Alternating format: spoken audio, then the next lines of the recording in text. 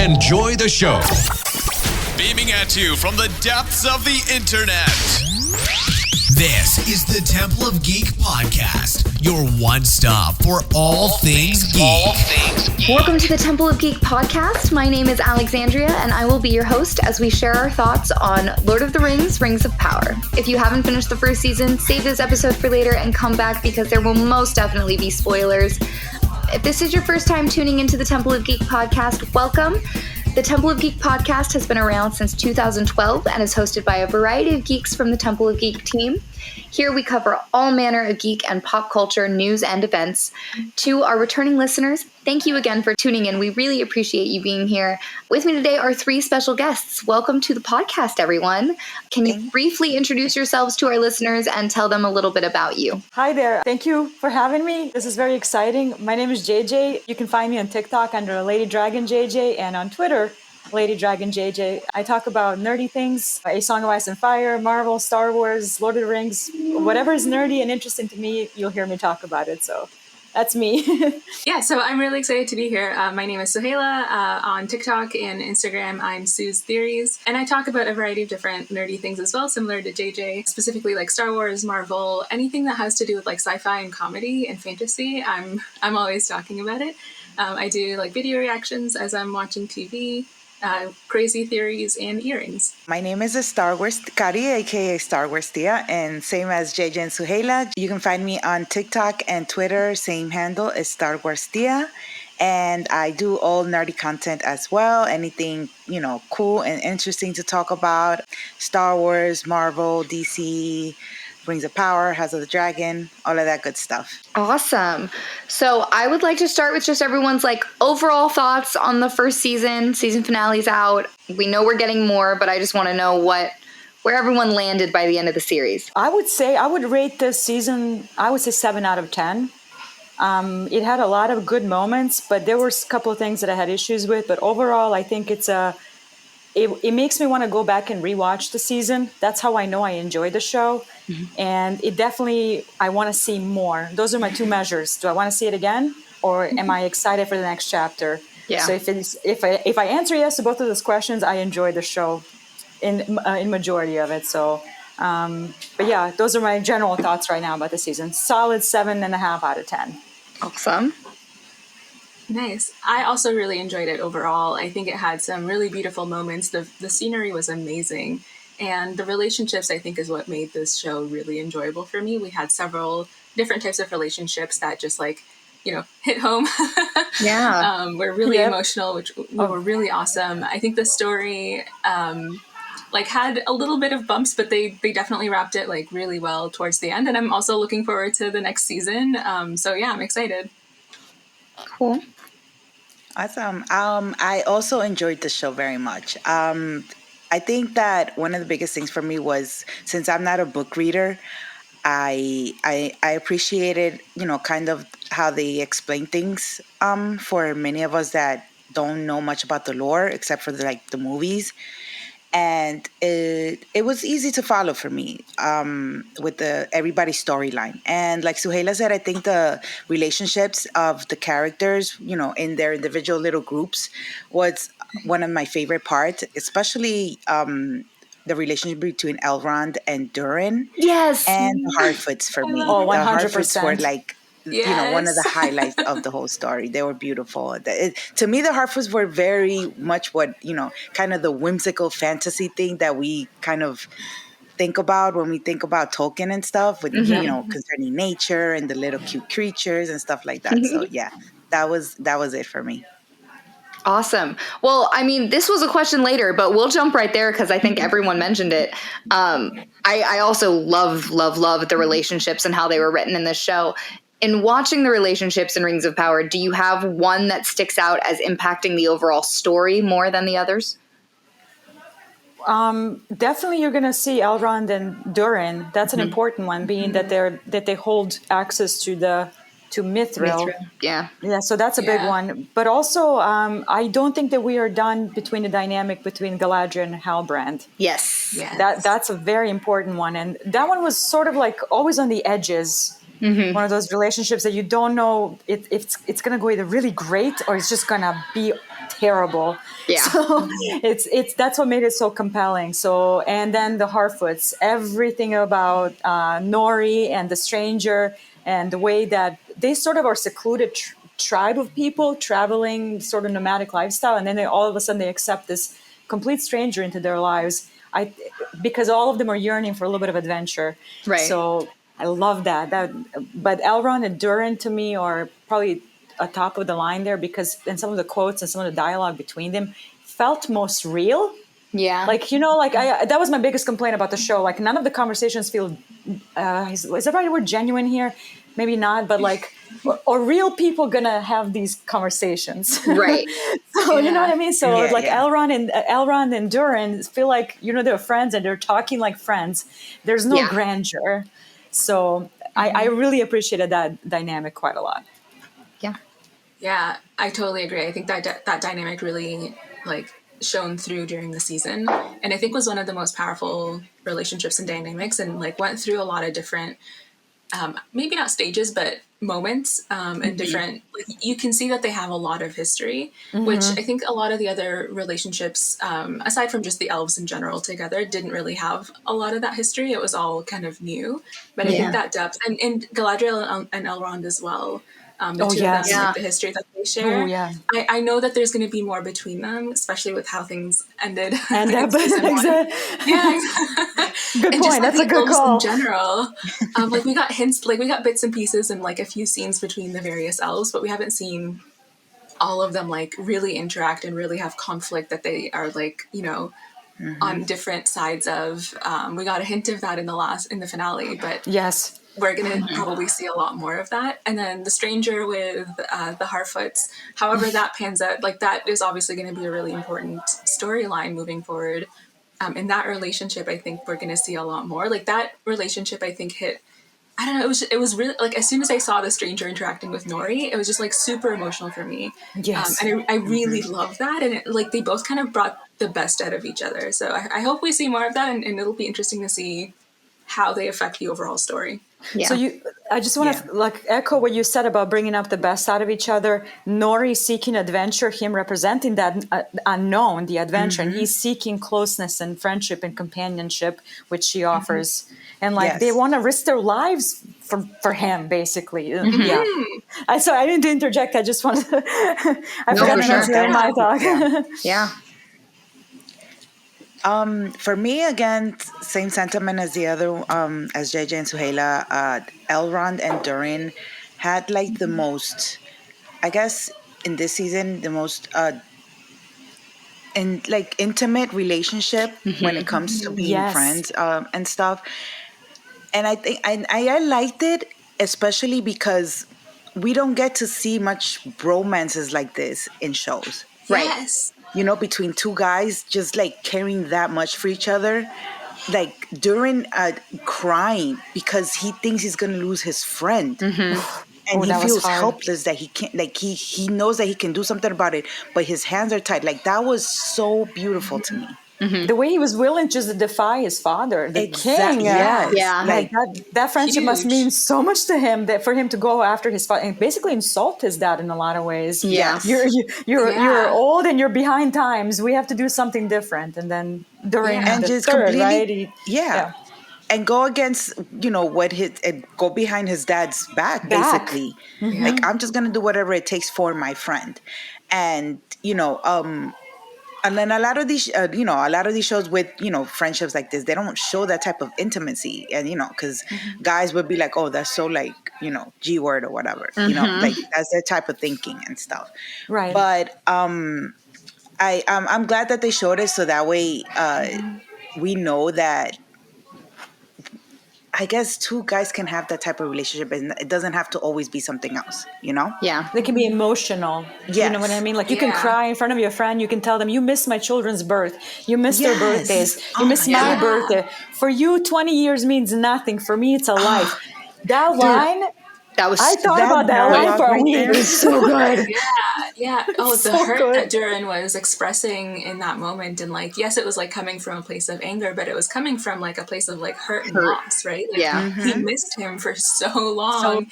And to Elrond, it's like, no big deal because elves live virtually forever. We're immortal, yeah. Yeah. And I also, love I that want to bring up Disa as well. Oh, sorry. yeah. Yes. Yep. No, I just wanted to 'Cause she's say been that I like that they're holding, like, that's how you hold, a friend accountable. Yes. And, that you have to talk these things out. And I absolutely love that as well about the dialogue, because he was holding him accountable for not being the best friend that he could have been. Healthy communication and healthy expression of emotion between two basically men, like men, coded men. You know what I mean? Like you don't please see learn that from often this, in guys. media. So, right. It's something that Tolkien is specifically very good at, it showing male friendships. Because if you look at even just the other adaptations, I mean, the entire company of dwarves and Bilbo in The Hobbit, and Legolas Legolas and Gimli And specifically. Gimli. Yeah. So that relationship between Aragorn dwarves and with elves, everyone. yeah, that relationship between dwarves and elves it's a nice parallel to Lord of the Rings, and I think one thing Rings of Power did really well was show us that these are repeated storylines, because that's how the world works. We repeat history all the time. And so for them to kind of show the parallels between this set of characters and Lord of the Rings was really, really cool for me. And and just Sam and Frodo with themselves. That was like the epitome of bromance, of friendship between two guys. And you would think that Sam is probably like enamored with him and stuff, but no, he just loves him that much. Yeah. But and as he his has a lot friend, of he respect cares that for him. much. Big time. Yeah.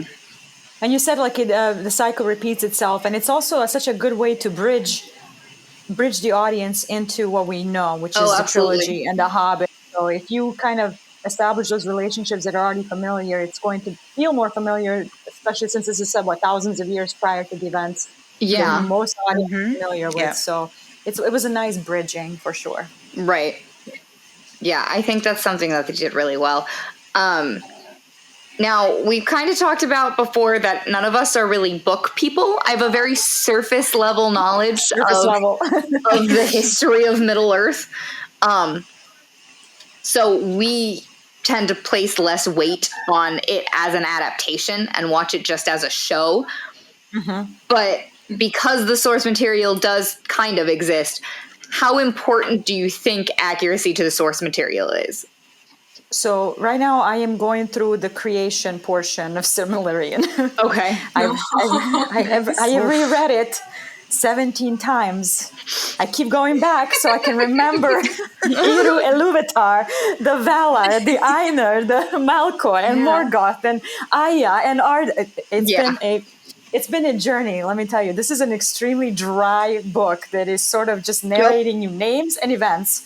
So it's not going to captivate you. It's not going to capture you. So to me, I have some, like you said, surface level. I read Lord of the Rings trilogy years ago, eons ago. Read Hobbit. That's a children's book, basically. Yes, it goes really fast. It truly is a children's book. It's basically 100 pages, and they made 3 movies out of it, which I'll never understand why. But I'm in that camp too. You're good. Right. Like, this book fits in my pocket. What do you mean? Let me make 3-hour movies out of it. No. That was such a mishap, in my opinion. I love the first one, but the other 2 did not sit well with me. Yeah. I talk about A Song of Ice and Fire a lot, and I talk about the HBO's adaptation of Game of Thrones. On the surface, it captured the essence of the world.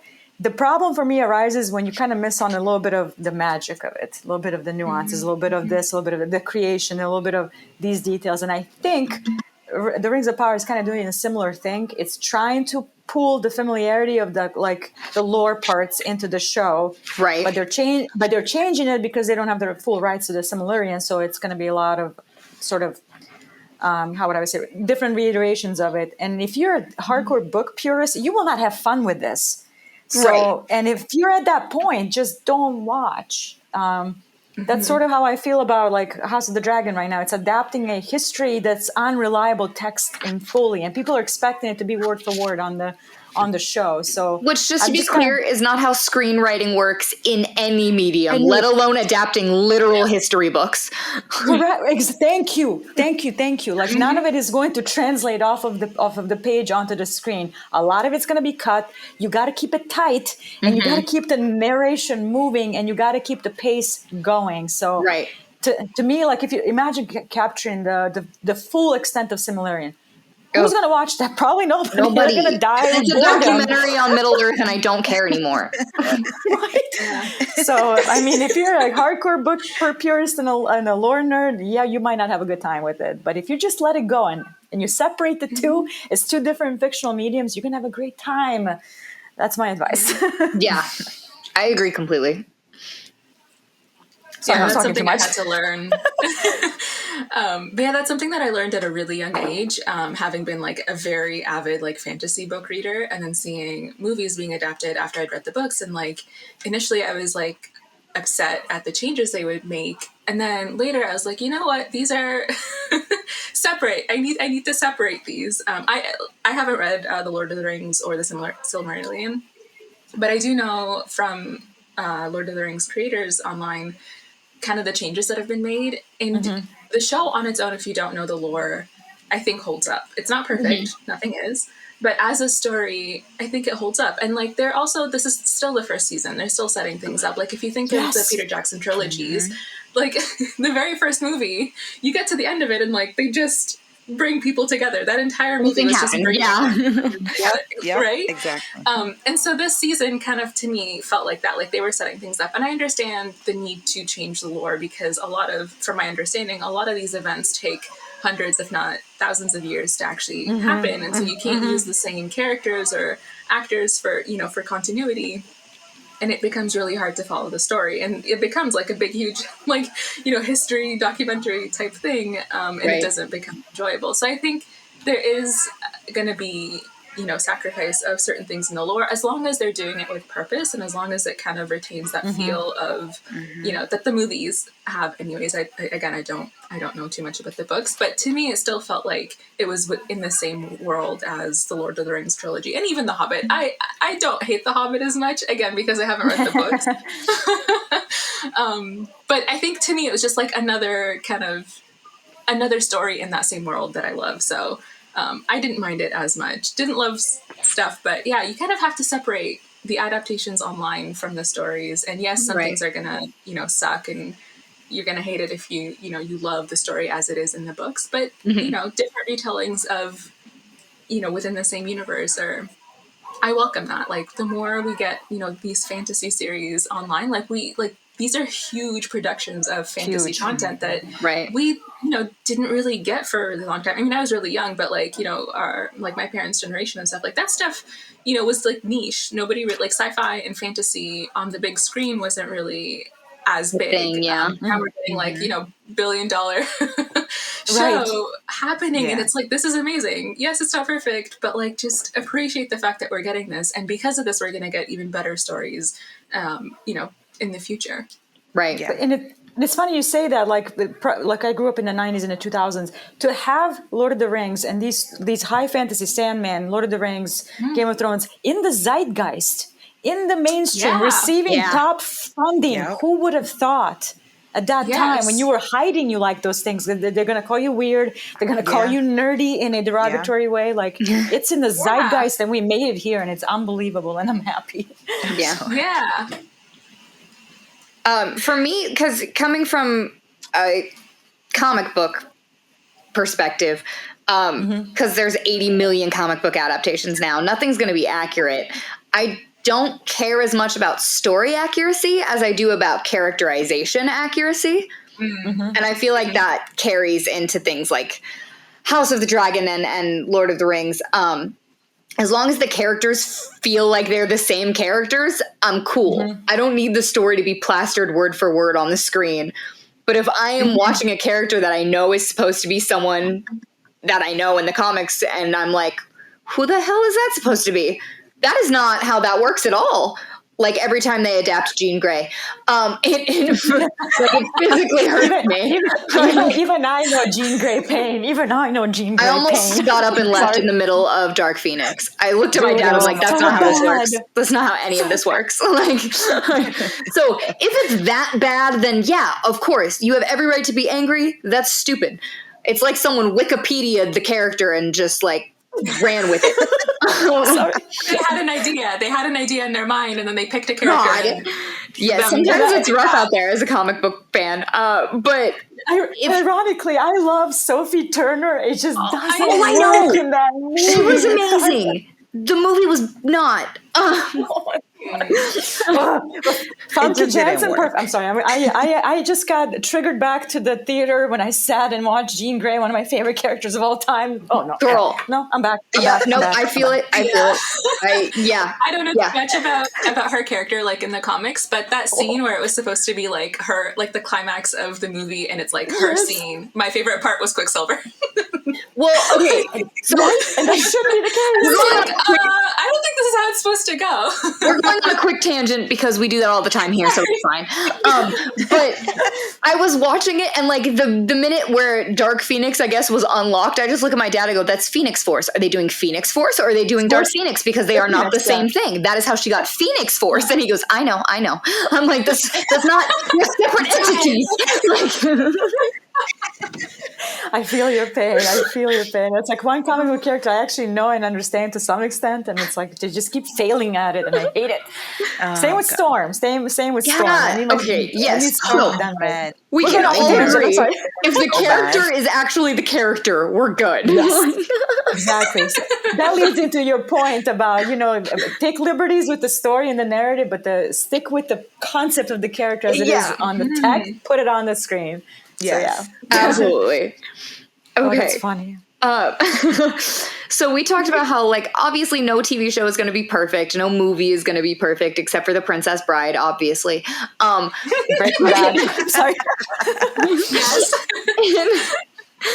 In its execution, what do we think was amiss? What could have been improved upon? What could have been executed better? So we talked about the relationships being basically the heart of this entire season. The problem is they try to cram way too many relationships into one place. And now while others thrive, like Elrond and Durin, you have others that suffer. Like Arondir and Bronwyn, like they kind of kiss a little too fast for me. Yeah, I didn't feel like that they reached to that point where they are. I mean, there's obviously some like tension, a little bit of chemistry there. They like each other, but all of a sudden, are they a couple? What's going on? Like, why is he trying so hard to sacrifice himself for her? What is the dynamic there? Right. So that relationship was a little bit lacking for me personally. The one that's even less so is Elendil and his son.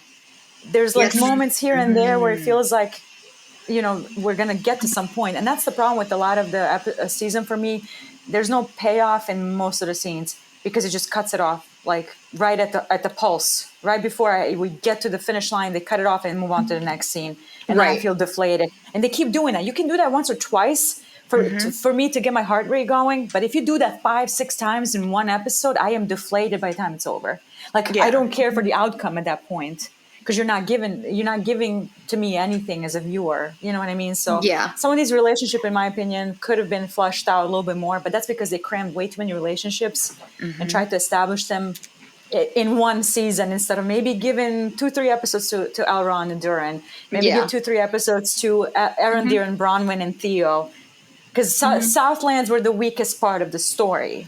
I agree. It's right. It becomes Mordor like at the end of the season. Like, you know what I mean? Like right too fast. Like you're not establishing like what is the relationship between these characters. A lot of animosity. They seem to hate elves. There's a lot of tension, but it's like we're back to the Harfoots. Then we're back to this, and it's like, can we slow down just for a minute? Let's talk. Let's develop this particular area of Middle Earth and then move on. That was my weakest part. Just to interject real quick, I think they ran into the same problem Game of Thrones had later. Yes. Because they have an ensemble cast and everyone is in these separate factions. And so you need to see everything that's going on, but you run the risk of either dedicating an entire episode to one human and then like ignoring the other ones, and then the fans of the other factions are like, hey, what the hell?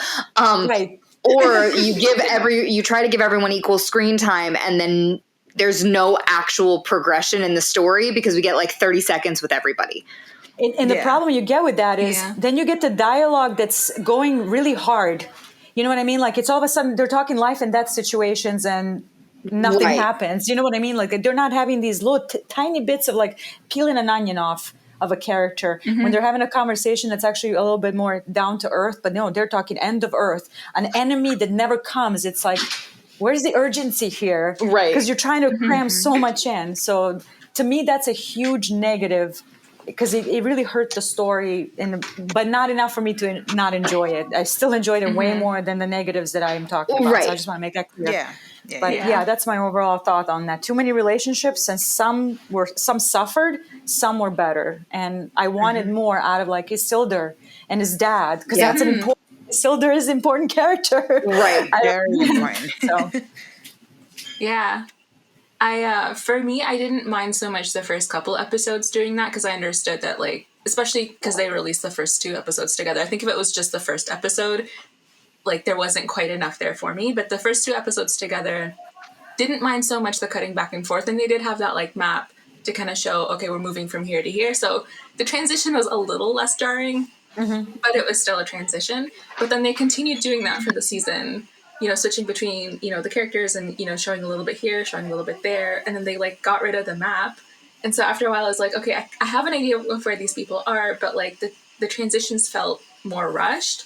And we didn't spend as much time with like individual, like, storylines. And I agree with JJ. Like, I think that kind of like jumping around and not fleshing out some of those like important relationships, did make the story suffer. Like they could have probably introduced some of them kind of later on, or, you know, maybe even held off till season 2 if they rearranged some things. But like it was a lot of relationships. The one relationship that I think didn't suffer from that was the Harfoot stranger relationship. We spent enough time with them, but there also like didn't need to be a whole lot happening between them. Because like the Harfoots, like, you know, there isn't like a whole lot of dynamic between them. There is enough, but like we were able to kind of understand it by kind of seeing how they interact. Whereas with, especially just like everything with Numenor, all of those relationships there, a lot of it was like through dialogue, like exposition heavy. Exactly. Like Galadriel telling Halbrand, you know, like this is why, you know, this is what happened in the past, whatever, as opposed to like seeing it or as opposed to feeling it with their interactions. And like you said, like Isildur, like we barely got anything out of the guy. Like most of the time it was just him staring at Galadriel. And especially what happens to Numenor, like that, how do you just expose, like put so much exposition on something that's really heavy, that's going to affect the future so much. And I think again, the Southlands, I agree with you, the Southlands storyline was very similar in that like a lot of it was like through dialogue as opposed to kind of seeing or feeling through the interactions.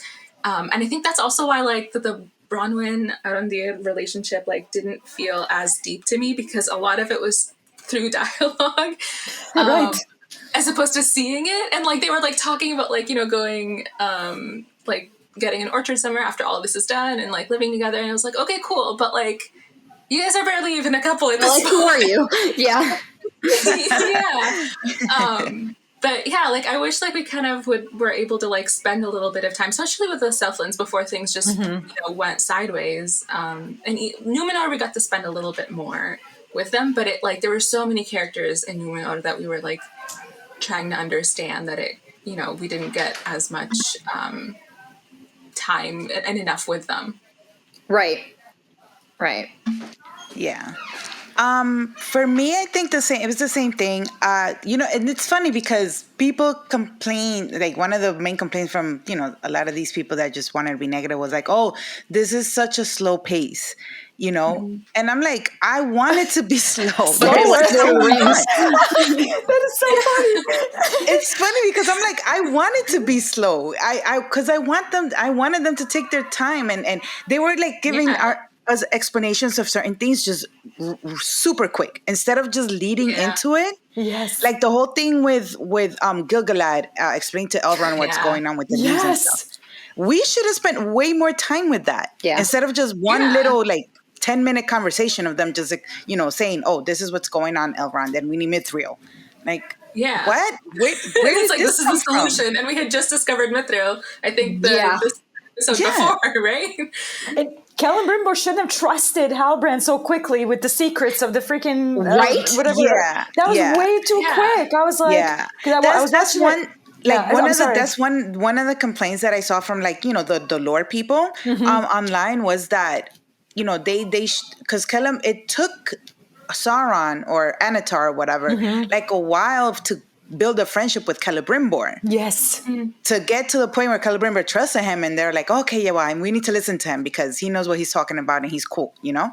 And we just got that in like, what, 5 minutes? He woke up from being sick and he's like, here's all of our secrets of life and death and the destruction of Earth. I'm like, wait a minute. Let's dial down, They rewind. used like the relationships that Halbrand had with like Galadriel and who is it that he was working under previously? But they like used his proximity to other people to get Celebrimbor to trust him instead of having an actual like relationship formed between the two of them. Together.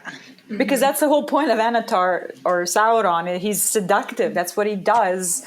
He's been doing it very slowly with Galadriel. Like you see bits and pieces. Like what is the first line in the show? Looks can be deceiving, or names can be something like that. I mean, now that you go back, now that you know, like the outcome, it's easier to pick up on those nuances. Right. But that to me was like it was just like immediately right into exposition. Here's a secret, run with it. And I'm like, this is half a season worth of seduction. You know what I mean? Like, and how are you talking? It's so slow. Like, slow it down. Like, cut out. Do Southlands next season. Turn it into Mordor next season. You know what I mean? Yeah. Like, that's exactly what I was gonna say, JJ. It was like I would have been okay with Southlands being the second season and everything that happened with Adar and all of that, because this season, if they would have concentrated on Sauron's forming relationship with all these different people, and you know, again, like with Celebrimbor, with Galadriel, and then knowing where the hell Gil-galad got his information from about them dying and the Mithril and stuff, that being the first season, that would have been like so good, because again, they could have taken their time on that, you know, and then giving us the nice, cute, you know, slow burn story of Arondir with Bronwyn in the second season. Right. Yeah. That would have been like, that relationship would have thrived so much better under literally their actions versus all the exposition and just lore conversations. They're not having to talk about each other. They're just like, well, I am this and this and this is come. I'm like, okay, how? And then you make up. No, it didn't work for me personally. Right. And I think if we had like postponed the whole Mordor thing into the second season, then we would have spent a lot more time with Numenor as well and building up those characters.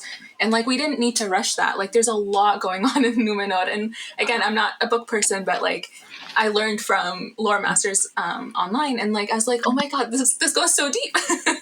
And like, I wish we would have had like more time with that. And like, the thing is, we got 2 huge stake events happening in the first season. And I understand wanting to like end the season with like big mind blown things. Like we had the whole creation of Mordor, and we also had the revelation of Sauron, and it's like and the forging of the rings.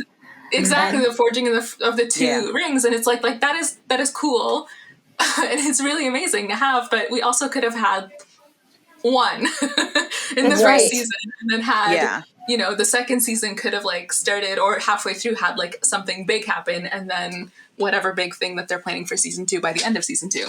So they could have slowed down a little bit and fleshed out the characters and the life in the different like areas more. But it's so funny that we're saying this. Like 4 of us are pretty much on the same page regarding this. But then the internet collective is like, it's too slow. It's just not going. I'm like, what are you talking about? They say it's too slow, but those are the same people watching Lord of the Rings, which is 12 hours extended editions and like 8 hours of it is walking. Like exactly. I'm the type of person, like I said, I love fantasy books, and the part of fantasy books and sci-fi books that I love is the world building. Like I love being able to like imagine it, like the world building and the character relationships. Like those are the two big things for me in fantasy. And I think the one thing that this season did really, really well is show like the Lord of the Rings world really well. Like visually, it was breathtaking on so many in so many different scenes and so many different levels. It was so good. Like I was like I would like watch that and then go back and watch those scenes because they were so beautiful. And if we had like spent time like, you know, feeling like we were in that world, yes, I know people would have been like, oh, it's too slow. But if they had that alongside character, like defining characters and relationships and growth and arcs and things like that, like it wouldn't have felt slow. Yeah. But see, the thing is, I think the thing is that's I remember where I heard this or saw this was that fandoms like Marvel and DC and stuff, or even Star Wars, sometimes they have people so used to like everything happening so fast, like just constant action all the time and all this stuff. We're not used to people are not used to that slower, you know, world building and telling an actual story, that taking its time with it, you know, and that's probably what they probably had in mind. Like, we can't do that because people are going to get maybe bored. They're going to lose interest, you know. And I think that's what hurt it a little bit. Because they were trying to temper expectations with these people. Yeah. I guess they've seen how people get with like Star Wars and stuff like that. So no, you're right. You're absolutely right. Yeah. And like I can't fault them for it. Yeah. Well, no, absolutely. No, you're right. You're right. Yeah. I'm also trying to think structurally, like, because I know the creators said that they know exactly what the last shot is going to be in season 5. So they're expecting 5 seasons. Oh, wow. And my guess, my best theory is that they're trying to walk it right up until like The Hobbit starts. Like, so that we have like a full scope of Middle Earth from like the beginning of badness till the end of Lord of the Rings. And so, everything really felt rushed this season, but it also felt like they were trying to set up a lot because in between here, where they left us, and The Hobbit, an F ton of shit happens. So my guess is that they're trying to crank it out. I think it's I think it was Suhaila that said it's thousands of years of story crammed into 5 seasons. You know? That's it. Yeah. And to be fair, a lot of those thousands of years, if you're reading the books, is the deaths and births of a lot of people. So it's very irrelevant. Very, very little actually happens. And that I was gonna say, because from what I've learned from, you know, the lore people and stuff, is that Tolkien didn't even write much of the second story. There's not much story. Like, we don't know much of the second story, so they're basically making this up as they go. Right. You know, obviously trying to follow stuff that they have the rights to, but the Second Age doesn't have anything also to really go by. So that's why they were able to create these characters as well, and these new stories in between. But you know what's funny regarding like the complaint it's too slow and fantasy? How the hell do these people consume fantasy books? Wheel of Time is 15 books and like 1,000 pages each. Dune has like what, 10, 12 books by Frank Herbert, and they're like what? Not 1,000 pages, but 800 pages each. Yeah. A Song of Ice and Fire has currently 5 books. One of them has pushing 2,000 pages. Like, these stories really, they are cramming a lot into very short spans, and they are moving so fast, in my opinion, even in The Rings of Power and House of the Dragon. And to me, like, when I hear people say it's going too slow, I'm like, what? How did you read fantasy? How did you read all of it? I want to know. Like, Arya Stark travels for 6,000 pages to get to one end of the from one continent to another. Like, what the fuck? Like, how are you? Yeah. I want to know that mindset. But that's the thing. You're watching that. Well, those are the same people reading the books and being like, "This is it." I'm like, "This is the driest thing I've ever read in my life." What do you mean? I know. No, and what I'm saying is, I think they since I don't understand if you're a book reader and then you know that you're gonna get a show, but you're desperate to just get all the main events all at once. Why? Right. If what's the beauty of these stories is the journey that it takes to get there. Everything that happens in between, you know? I feel the same. I feel the same way about House of the Dragon and the time jumps. I feel like there could have been some more 100% things fleshed out before we did that. My biggest critique of the show right now. Yeah, right. We did say that because we didn't get to see these relations. Like I think my biggest gripe is going to be Harwin and Rhaenyra. Where the fuck was that? Where the hell was that relationship? My biggest gripe is the way they wrote Alicent and Rhaenyra, because like they're like in the first scene they're best friends, and then second scene they're not. But like they clearly didn't understand how to write female relationships. No, because had they really been as close as they wanted us to believe they were, there's no way in hell Alicent wouldn't have told Rhaenyra that she was going to marry her dad. Right. Or even tell her, like, oh my God, look what my dad is making me do. Yeah. Right. Exactly. And Rhaenyra would have understood, and that's the fun, like, because they are both living under the same set of rules. And if she confided in her friend as she should have, it would have been a different outcome in a lot of ways. But that's usually what happens when you, like, to me, that it was a massive change that I don't quite understand why they did it. Alicent is much, much older in the text, and she's a stepmother figure to Rhaenyra. So they invented this whole young friendship between two age-similar actresses. Interesting. So to me, that's why I think they struggle, because they could have done the whole stuffy stepmother, not like, stepdaughter. I get that. I understand that. That is a trope that I'm familiar with, and I can deal with that. But you aged her down by like almost a decade and made her best friends. Wow. So I don't understand that change, and it didn't work. Like you said, one episode they are like almost like in love. There was I was like, okay, the first thing I saw at the screen when I saw the way Rhaenyra was looking at her, I was like, oh, gay, they're gay. And then they weren't, and I was like, excuse me?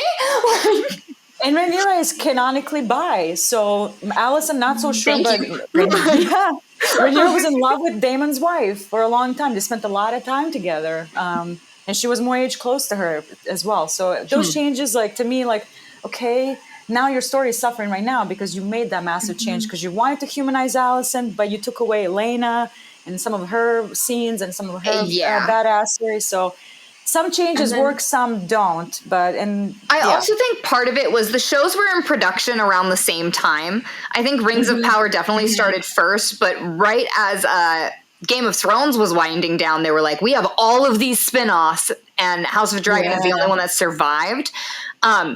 So they've been running parallel for a while, and I honestly think it was a rush to be like, who can get this out first? No, you're right. Because you have Sandman, Rings of Power, House of the Dragon, and then you have, like, when did Andor come out? It was supposed to come out in August, wasn't it? Yeah. Andor's out. But those two, they're all the same, like, fantasy, but those two are very similar genres and subgenres. So running parallel is a detriment to one of them. Yeah. So they were just trying to be the one that was out first. I really think that came into play. And they're both suffering from the same problem, cramming a lot of things into a short span when you have a whole bunch of things that are missing out that's going to make the payoff feel later. Like I was discussing when one of my mutuals on Twitter, I'm like, about Kristen Cole. There's something huge that happens with Kristen Cole or am I going to feel the same way when I read that part? I don't know now. You know what I mean? Like, are you telling me that there's something in the book that would make me care about Crispy Cole? You probably like him even less. Stand his existence. You probably like him even less. Although he did not murder Joffrey Lonmouth. All right, I will say that was a moment. Joffrey Lonmouth dies in a book. They're an attorney. He's in a coma for 7 days, and he dies with Laenor by his side. His face wasn't turned into mushed meat at a wedding, which should have gotten Kristen Cole beheaded for murder, but I digress. Some of these changes just don't make sense. Like, there's no way that he would have it doesn't matter whether Alicent, like, wanted to keep him by her side. It doesn't matter. Viserys would He's the king. I think we established Viserys was a weak ass king. So well, true, but the thing is, he does actually care about like keeping like things peaceful, and like there's, well, I mean, okay, maybe not, because Laenor couldn't have been publicly as upset as he would have wanted to, and I don't know. I was gonna say maybe to kind of keep the peace with the Velaryons, like he would have like done something to Kristen. But maybe not. But the one thing with Rhaenyra and Alicent that like with the changes that they made, it now kind of feels like high school revenge. Yeah. Like with what happens between them, and then like the betrayals and whatever. It feels like it's like they're setting these things up of like, oh, she betrayed me. Oh, I feel betrayed by her. Oh, like I hate her now. Like as opposed to like things like, you know, them each having agency and each of them working towards their own gain.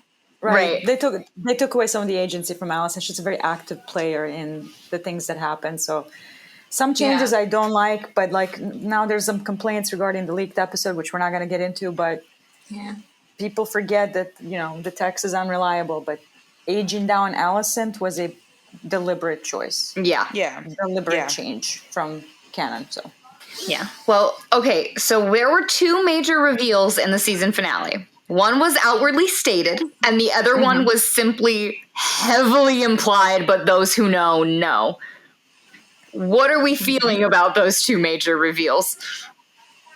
Are you talking about the leaked episode? No. So Sauron, well, Halbrand. We're back to Halbrand is Sauron, I guess. And then the stranger being Gandalf. See, I kind of had a feeling on both, I'll be honest. Okay. And Halbrand maybe. There were some moments where he kind of looks ominous almost. Yeah. But then there's some moments where he's heroic and he's this. It was weird. The stranger, I was like, that's got to be Gandalf. It's too obvious. But Sauron maybe less so.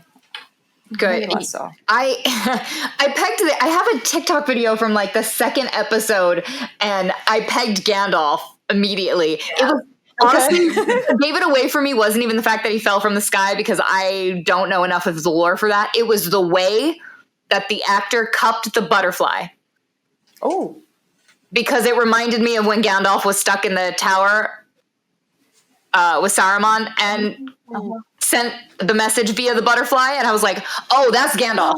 Oh my God. For me, it was the interaction, like the very first interaction with Nori. I was immediately like, this is Gandalf. Like, I know the whole, like, fire being cold. Some people were like, oh no, he must be evil. But I'm like, no, but he's also a magical being. Like, he has magic.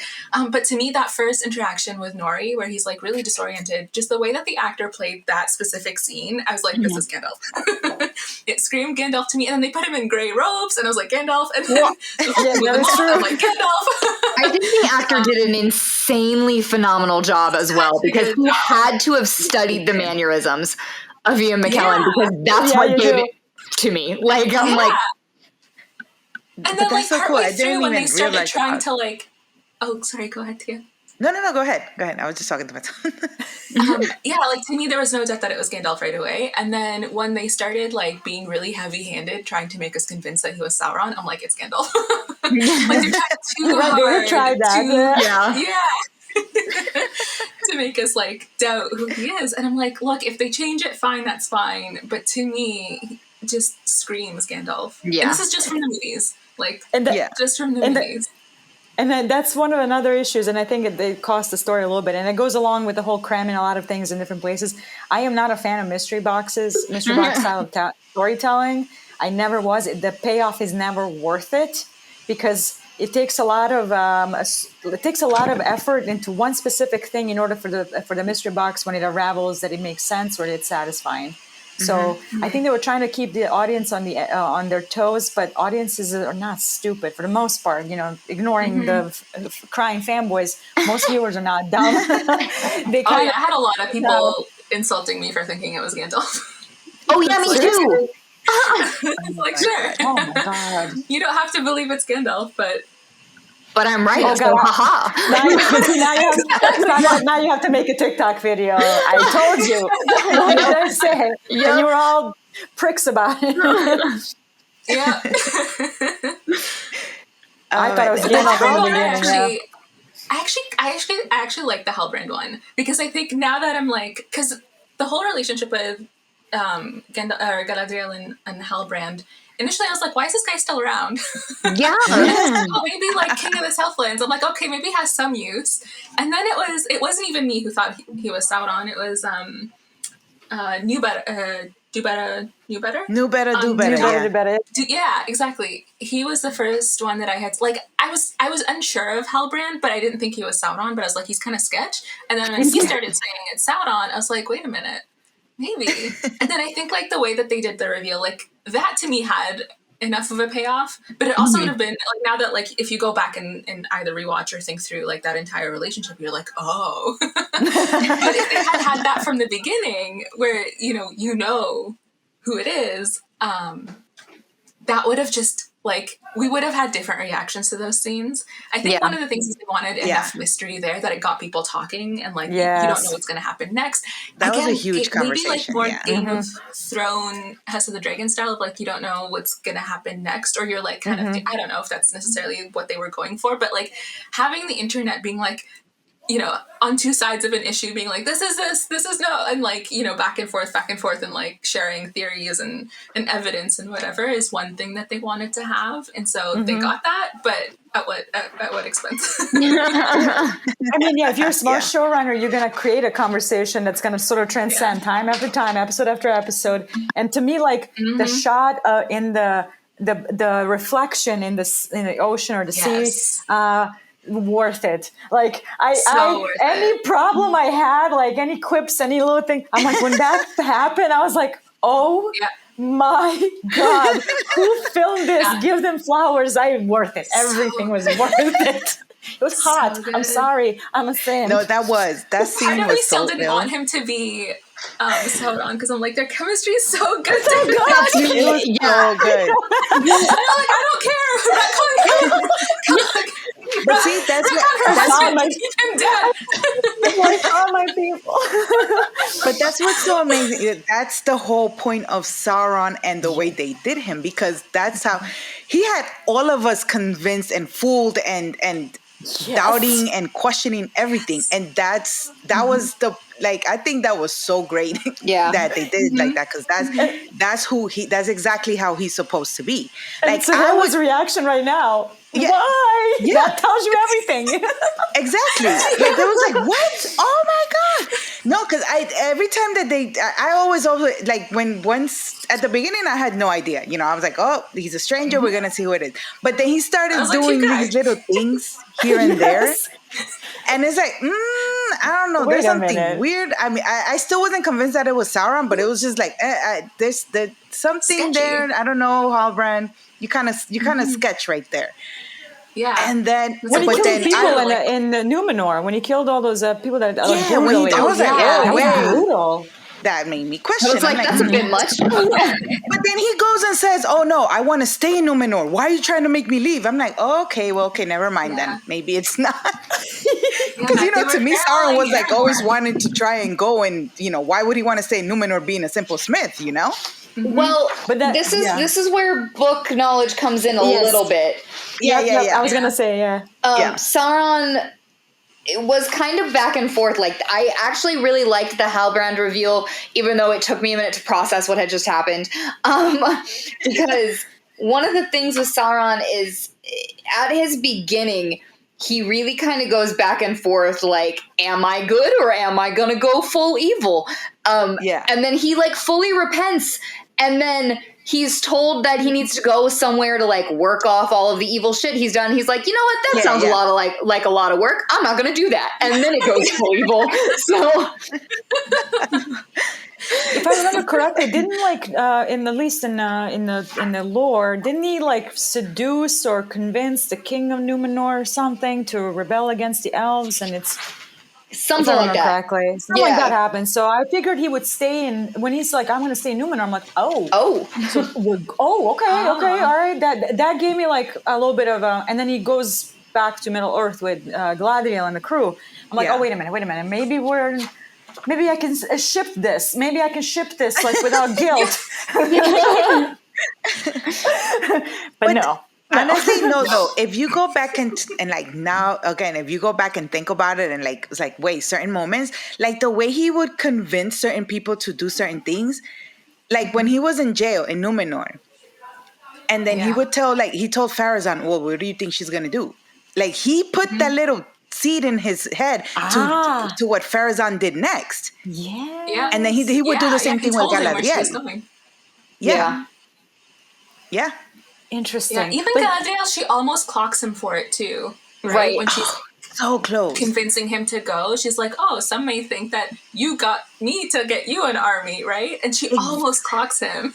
Yeah. Yeah. That's the I'm thing going about to have to rewatch and be like, dumb, should have figured that one out. Yeah, exactly. It's like, oh, okay, that makes sense now.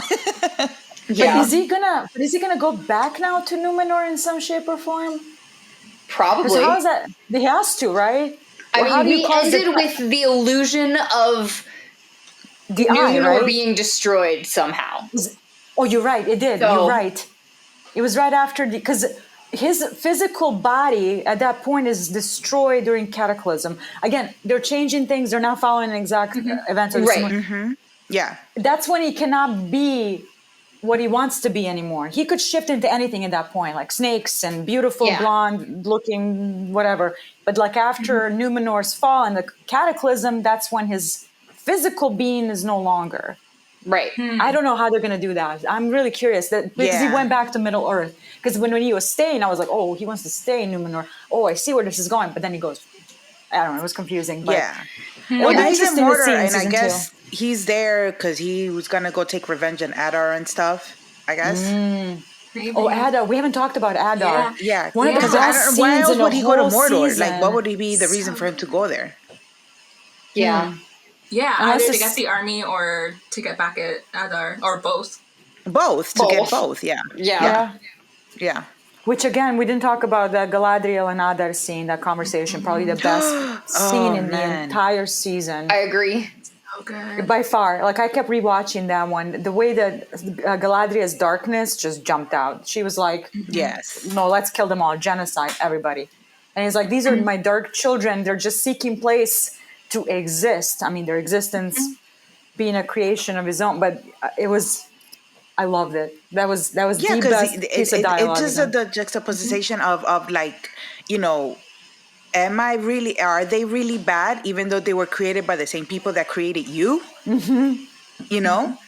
Do they have a choice in their creation? Yeah. And she's like, oh, but you're a malformation or a bastardization of who I am, you know? Yeah. He's like, but they're still living creatures. So, as if they had a choice in their own creation. Yeah, exactly. Yeah. But now you want to get rid of them, not give them a chance to exist. Like the complete erasure of something they didn't have a choice in. Like the clones in Star Wars. Yes. Yeah. Shit. Oh, I'm sorry. Oh my God. Yeah. Yeah. I get excited. I'm sorry. You're fine.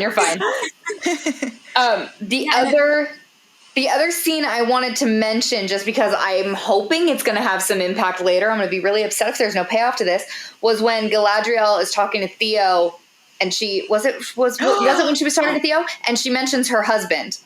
Oh, yes. Right. Yeah. Yes. What was his name again? I keep Celeborn. Yes. Thank you. That's baby daddy. Because there was some internet discourse on this too, how she mentions him and he's supposed to be an important player and they imply that he's dead. I was like, well, they didn't actually imply that. She simply said she hadn't seen him since that day. Yeah. So but my she still guess counts is him as somebody she lost. Yeah. Well, because she hasn't seen him. So like to her, it's the same, but that doesn't mean he's dead. Yeah. I have a brilliant idea for the showrunners for season 2. Get Charlie to play her husband. And get another actor to play Anatar. Oh, I like it. Keep the chemistry. Oh my God. You know what? I'm putting my name on that petition. I wish it would actually work but the reason it wouldn't work is because if he looked like her husband, she would have clocked him right away. Right. But Yeah. Anyways, when did they meet? When did they meet, Celeborn and Oh, Galadriel? Like first age, right? Yeah, it was first I age. think so. I have a timeline here. Because I do know that their kids, if I remember correctly, their daughter would she have married had her- Elrond, right? Yeah. Her And daughter that, name's and Elrond. Elrond's daughter is Arwen. Yes. Yes. Okay, Yes. all right. Yes. I'm not a total dumb. Timeline is correct. Like, Yeah, because our Arwen is Galadriel's grandchild, right? Yeah. Yes. Yeah. Right. Okay. Okay. but they're elves, so they all look the same age. They all look That's Yeah. true. Good point. Awesome. Some age and then they stop. Like, oh, I'm choosing to stop at like age 45. I feel myself the most. Yeah. I'm gonna stop I right don't look there. like this forever now. Wouldn't that be nice? You pick your favorite time. Oh, I look especially good today. Especially Especially snatch. good. All right, I'm growing. sticking today. This is the rest of my existence. My hair looks lovely. My skin's clear. Skin is clear. I'm feeling good. Okay, guys, that's last fine. question. Yes. Season 2, what do they need to accomplish? What do we need to see? What are changes that need to be made in order for this season to be better than the last one? Oh, Oh. I mean, I guess it's going to go back to the critiques that I think most of us had, that most of us are on the same page about. Just kind of maybe just slow it down. These important moments need sort of building. I want to know if they're going to go back with Sauron going to Numenor. I want to see how that unfolds. I think that's going to be interesting because I think Numenor deserves a little bit more fleshing out. I want to see more of Arondir. Like so far, we've only seen him just fight and have a connection here and there, but we haven't seen this character really like make huge impact on things. You know what I mean? Right. So I definitely want to see more of him. Elrond and Durin. I'm a dwarf person in this world. I love them so much. I just want more dwarves and Harfoots. Same here. Yes. Like I want it all, but not everything at once. You know, everything and all at once. No. Right?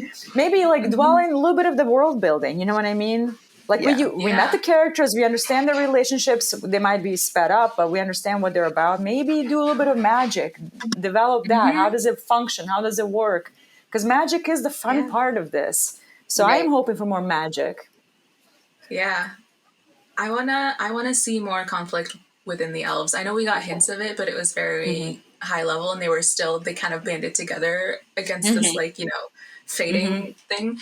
But I want to see them kind of get at odds, and I also want to see the elves evaluate how they look at their role in Middle Earth, because we kind of got a little bit of that with Galadriel and how she was looking at the orcs or the Uruk, and how they are basically just using the dwarves, right? And yes, Elrond's not using them, like Elrond has a relationship with them, but for Gil-galad and Celebrimbor, it's like they're a means to an end. And so kind of I want to see there being things questioning kind of whether they're actually like good beings and what they're doing and how they're accomplishing things in Middle Earth, whether that's actually good or not, and in how it affects others in Middle Earth. I want to see more of the dwarves too. We keep getting like sad stories of the dwarves in the movies, and this is them at like the height of seeing the mountain that they're in, seeing like their like hints of like how they're living, like Disa's story. Like I want to see more of them at like peak. Khazad-dûm is like so massive, like such a rich empire. I agree with you. Yeah, I mean, I don't know how much time we have because we did see the danger below, right? That's they sealed it up for now, but it's still like this looming danger. So I don't know how long we're gonna have, but I think whatever time we have with them, and I hope it's at least another season or so. That they like do it justice and actually like show us like them digging, like how they live their day to day. Like it was really cool to see that the very first interaction we get between Elrond and Durin was that competition, and I was like, oh, it's really like I hadn't even seen that before. And even with like the father-son relationship, but then like when he like grabs the necklace, I don't know if it's like a necklace or a collar or something, and it's like, oh, seeing the line of succession, seeing how like the prince's role is versus the king versus like you know, everybody else living there and like how they live in their civilization. I would love to see more of that. Yeah, just like stories more fleshed out. Yeah, Arondir, love it, badass at fighting, but like I want to see him more day to day without, you know, the end of the world looming over him and having to save everyone. Like, yeah. And then, yeah, the stranger, I think that's the one that I'm a little like most excited about. Maybe not. I don't know. It's up there for me is seeing Gandalf because I'm still like, some people are like, oh, maybe it's not Gandalf. Anyways, it's Gandalf. It's Gandalf. It's Gandalf. Yeah. Whoever's listening, it's Gandalf. Yeah, it's Gandalf. It's And you Gandalf. follow your nose. What was the Follow your nose in the diet. Oh man, Yeah, the way he that whole did that dialogue cemented it for me. He was also talking about how like just letting like the fates kind of dictate your actions kind of thing, which was like very similar to something he had said previously. I don't have the exact quotes, but again, everything just screams Gandalf. But yeah, seeing him travel east and whatever he does there to discover himself, to like gain his powers, however that looks like, I really want to know. Because like Gandalf, like he's, and just all the wizards that we see in the movies, they've just already existed. They already got their, you know, their groove on. They know what they're doing to some extent, but they've got their powers. They know what's up. Like we don't ever see them getting to that point. So yeah, I'm excited for that. All right, so I'm gonna have a little bit of faith with the showrunners and just say that this first season was them trying to, like you said, establish the world, the characters of who, you know, and all of that stuff. That's why it was like so packed and rushed and stuff. And now in the second season, we're gonna take our time with one or two of those storylines. Not all of them at the same time again. That's what I would like, at least, you know, and flush out really, you know, more in detail everything that's going on with them, their relationships and their worlds and stuff. And like JJ said, I want to see now. Hopefully now we're going to start seeing more magic as well, because that's one of the biggest things in Tolkien was the elves with their magic and the wizards and you know, and all that stuff. So I'm hoping that we're gonna get to see more magic, and hopefully if one of the stories is the Southlands or like the people from the Southlands, I'm okay with that, because I do want to see where that's gonna lead Theo. Because of how Galadriel like spoke to him, because I really thought Theo was just gonna be, I was gonna hate him the whole time. Yeah. No, Because like the way he was acting and everything. But Yeah. I love that he got that little bit of arc after Galadriel spoke to him, the way that he reacted to what she said. Yeah. I really, really love that. So I'm hoping to see like we get more characterization with Arondir, with Bronwyn and Theo in that second season. But of course, I know we're gonna get also more, you know, Sauron and stuff, because that's where we. Maybe we won't. Maybe they'll leave us there, and then that whole season we're not even gonna see him for some reason. It's possible. That would be cool, actually. I don't I hate agree. that. Cool mystery. That's not the, Because not the worst thing. there's a lot of shows that do stuff like that. You know, they leave us like that, and then we don't see them until like the third season. I would rather Or, like, see the his end of the second effects season. before I see him again. I agree. Yeah. Yeah. I think that would be a really great way to build the characters and the tension, because Yes. we I was just gonna say left that. off with 3 rings being forged. But before he forges the one ring, there are other rings given out. Correct. Yep. So Exactly. we still got to 13 get of them? there. We need the other factions to feel like something bad is coming, and there are more rings being forged, and then the one ring happens. So Yeah. Yeah. I don't think we're We gonna haven't get. been I have a feeling we're not gonna get Sauron for that season. I hope so. I hope that That would be cool though. Yeah. I think Numenor. I think the other storyline that I would like to see, other than maybe the Southlands, it could be Southlands or the Dwarves. The Dwarves, JJ, you already know I love them too. Love the Dwarves. But it would be Numenor for Love sure. them. I want to spend more time on Numenor. Yeah, I agree. Because there's like their story is very important It's and very huge. big, and we didn't spend enough time there, you know, establishing that. Especially with, you know, from what I heard from the lore people, it was that Farazan is like gonna try and take over now that, you know, the king, you know. And I want to see all of that, but I want to see. I don't want it to be rushed, because I want to see all that political play, like we're seeing in Andor. I want them to take their time with that political play. yeah. I mean, it is, and it's the place of like Anatar's physical death. You know what I mean? Like, so you gotta bring your case to it. And Yeah, like you guys yeah. said, if you take away Sauron from season 2, it's definitely going to build tension, because right now I feel like there's no sense of urgency with any other faction. Right. The elves are concerned about their own existence. You know, like the tree is dying. We Yeah. need this, and that. Like, but like nobody else feels a sense of urgency that Yeah. this looming darkness is going to engulf the world. Yeah. Like if they don't Yeah. have urgency, why should the audience? Yeah, So season 2, absolutely. I you build agree. the tension, build a fear, make them feel afraid, because it doesn't feel that way right now. Yeah, I think that's a good idea. That once again we're all on the same page. This is the most pleasant conversation I've ever had in a TV show. I love it so much.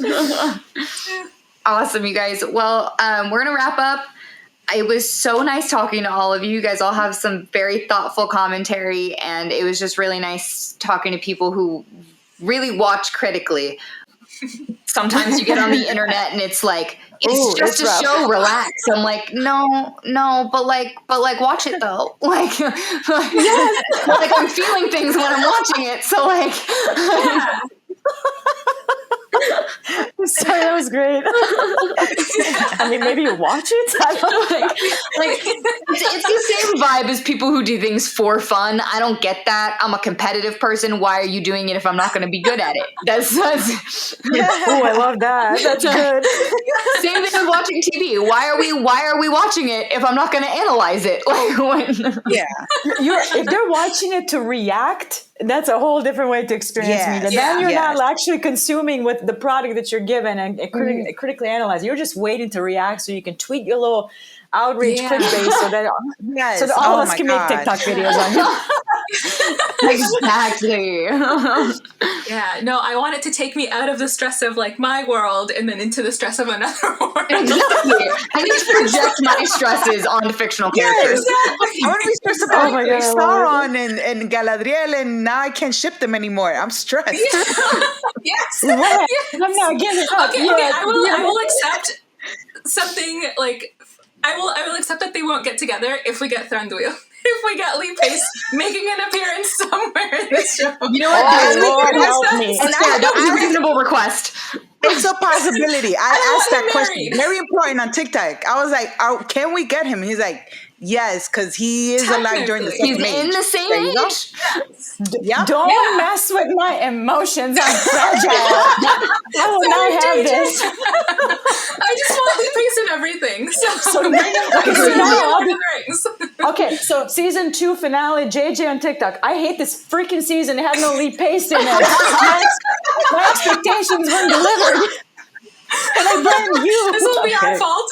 This is my And fault. then you will know how every broke fanboy feels every time he comes out of a Marvel movie. There won't be cameos. Okay, but Give me my every glop shitto every 2 seconds for me to enjoy something ridiculous. amazing. I love my it. gosh. Yeah, there's like watching. Yeah, that was something I was thinking about earlier with like the fantasy world thing. There's like watching because you want action in a fantasy setting. And then there's watching because you want the fantasy setting. like Oh. like there's feel like those there's are two different- wanting to be- Yeah. and it's like it's fine to want the action in the fictional setting. Like I'm not saying that that's wrong, but they're two different ways of watching. And it's like, yeah, I want like the big Yeah. cool magical things happening in this fantasy world, and then there's Yes. I want to see that how this fantasy world works, and then Yeah. have a story and It's my characters. other complaint And about House of the Dragon, not enough dragons. Yes, oh my goodness.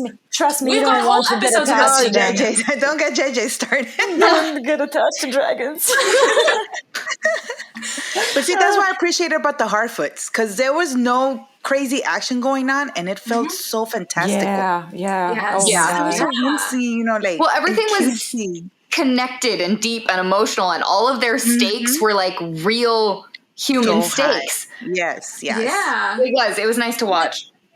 Yeah. And you could feel how they are as a society. You could feel how they are, but like, the relationships between them, and like the comedy and the sass, and it was so good. Yeah. But yeah, there was I not, think like, they had the to most them it was development stakes, concerning but- their world out of all of them. Yeah. They had the most. Yeah. You like you They like have you a were there whole with book of them. how things are supposed to happen every single year, and if it doesn't quite, You understood what they were about, what their purpose is, what they're trying to do, trying to it felt most grounded of all the stories Yeah. in the whole season.